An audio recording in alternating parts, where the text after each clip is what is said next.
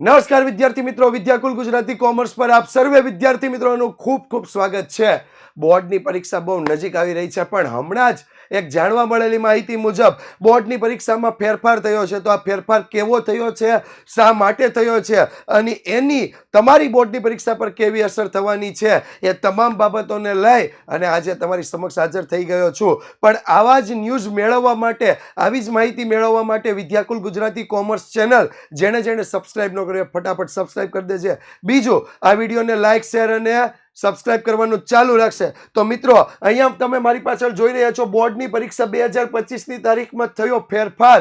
તો કેવો ફેરફાર થયો છે અને ગુજરાત બોર્ડને શા માટે આવો ફેરફાર કરવો પડ્યો છે, એને લઈ અને તમને ન્યૂઝ આપવા માટે જઈ રહ્યા છીએ. તો અહીંયા તમને જેમ દેખાઈ રહી છે એમ એક અખબારી યાદી આવી રહી છે. અખબારી યાદી આપણને દેખાઈ રહી છે, જેમાં અખબારી યાદી આપણને કહી રહી છે, ઓકે, એક જ મિનિટ. આ અખબારી યાદી મુજબ આપણને કઈ દેખાઈ રહ્યું છે 15/10/2025 રોજ જે આપણી જે બોર્ડની પરીક્ષાઓ જે હતી એ મુખ્ય પરીક્ષાઓ કઈ કઈ હતી, તો કે ગુજરાત માધ્યમિક અને ઉચ્ચતર માધ્યમિક શિક્ષણ બોર્ડમાં ધોરણ 10, ધોરણ 12 HSC વિજ્ઞાન પ્રવાહ, ધોરણ 12 સામાન્ય પ્રવાહ અને ઉત્તર બુનિયાદી પ્રવાહ બધાની જે પરીક્ષાઓ લેવાની હતી 27 ફેબ્રુઆરીથી 15 માર્ચની વચ્ચે લેવાની હતી. પણ અહીંયા તમને એક જાહેરાત એવી કરવામાં આવી છે કે જેમાં ધૂળેટીની રજા 14/3/2025 રોજ અને હોળીની તારીખ 13/3/2025 રોજ હોય તો બોર્ડની પરીક્ષાએ આપણને વચ્ચે એ અટકાવી ન શકાય એટલા માટે થઈને એક તારીખમાં ફેરફાર કર્યો છે.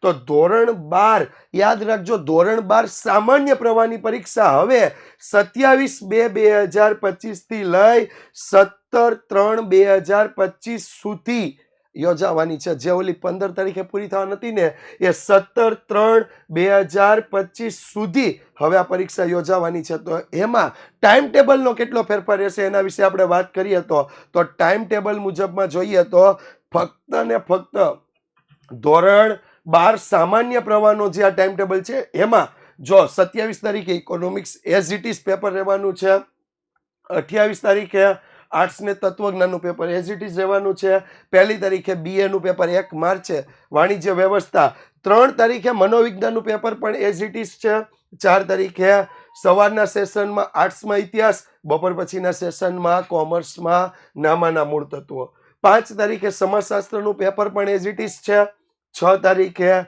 ગુજરાતી અને અંગ્રેજી માધ્યમવાળાએ ગુજરાતી અને ગુજરાતી માધ્યમવાળાએ અંગ્રેજીનું પેપર આપવાનું એઝ ઇટ ઇઝ છે. 7 તારીખે સ્ટેટિસ્ટિકનું પેપર, એટલે જો ઓલું મેં તમને હમણાં થોડા સમય પહેલાં કીધું હતું ને કે આંકડાશાસ્ત્રમાં રજા નથી આવવાની, તો એ નથી જ આપી. ટાઈમ ટેબલના ફેરફાર બાદ પણ નથી આપી, એટલે હવે આશાએ રહેવું નહીં. 11 તારીખે એસપીનું પેપર, હા, આ 8 તારીખે છે ગુજરાતી, હિન્દી, અંગ્રેજી જે માધ્યમ હોય એ ભાષાનું પેપર અને 10 તારીખે હિન્દી, 12 તારીખે ભૂગોળનું પેપર. હવે તમે ખાસ ચેન્જીસ જુઓ, જે પેપર તમને અહીંયા 13 ના બતાવવામાં આવી રહ્યા હતા, 13 તારીખનું ખાસ કોમ્પ્યુટરનું પેપર બતાવ્યું હતું, એ હવે 15 તારીખે આ ચિત્રકામ છે, કમ્પ્યુટર છે, મતલબ ઓપ્શનલ સબ્જેક્ટ જે પણ હતા એ પેપર 15 તારીખે શનિવારે, અને ત્યાર પછી જે ભાષાઓમાં આર્ટ્સમાં હજુ પેપર બાકી રહી જાય એ 17 તારીખને સોમવારના રોજ જવાના છે. તો વિદ્યાર્થી મિત્રો, હજી સુધી જેણે કોઈ પણ પ્રકારની તૈયારી નથી કરી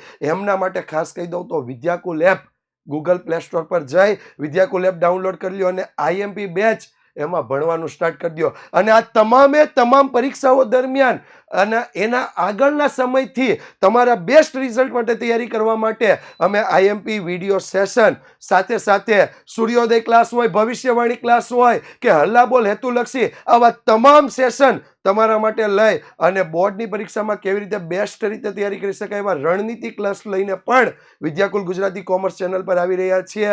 તો મિત્રો, ખાસ જોડાયેલા રહેજો વિદ્યાકુલ ગુજરાતી કોમર્સ સાથે. Thank you so much.